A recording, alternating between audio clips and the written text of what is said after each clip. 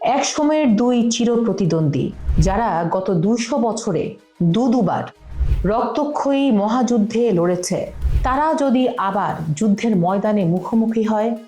ঠিক 88 বছর আগে 1937 সালে শুরু হওয়া সেই ভয়াবহ স্মৃতির কি পুনরাবৃত্তি হতে যাচ্ছে?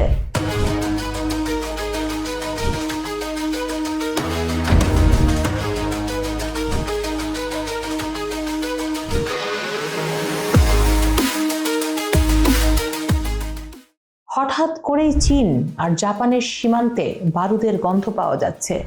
কোনো রাগঢাক না রেখেই জাপানি প্রধানমন্ত্রীর এক মন্তব্য বেইজিংয়ে যেন আগুন ধরিয়ে দিয়েছে।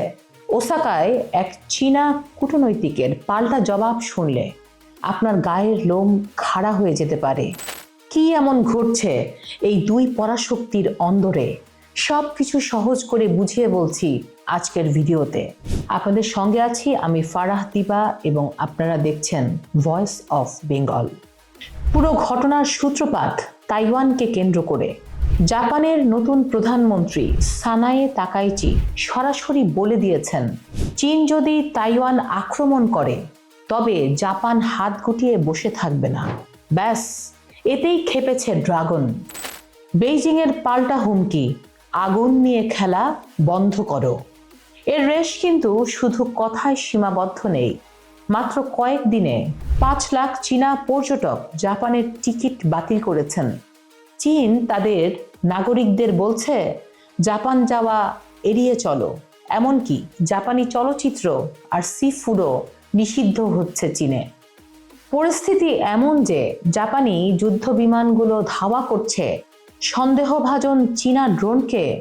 আমেরিকাও জানিয়ে দিয়েছে তারা জাপানের পাশেই আছে। 1945 সালের পর চীন আর জাপানকে এতটা মারমুখী অবস্থানে আর কখনো দেখা যায়নি। জাপান কেন ভয় পাচ্ছে? কারণ তাইওয়ানের ওপর চীনের নিয়ন্ত্রণ মানেই জাপানের অস্তিত্বের সংকট।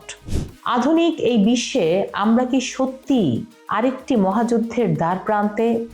88 বছর আগের সেই ইতিহাস কি আবারও ফিরে আসবে? আপনাদের কি মনে হয়, চীন কি শেষ পর্যন্ত শক্তি প্রয়োগ করবে, নাকি এর উত্তেজনা কেবলই স্নায়ুযুদ্ধ? কমেন্টে জানান আপনার মতামত। আর এই ভিডিওটি যদি ভালো লেগে থাকে তবে আমাদের পেজটিকে ফলো করুন। আর ইউটিউবে আমাদের নতুন সব ভিডিও পেতে আর সবার আগে দেখতে চাইলে চ্যানেলটি সাবস্ক্রাইব করে বেল বাটনটি বাজিয়ে দিতে ভুলবেন না যেন। ধন্যবাদ আমাদের সাথে থাকবার জন্য।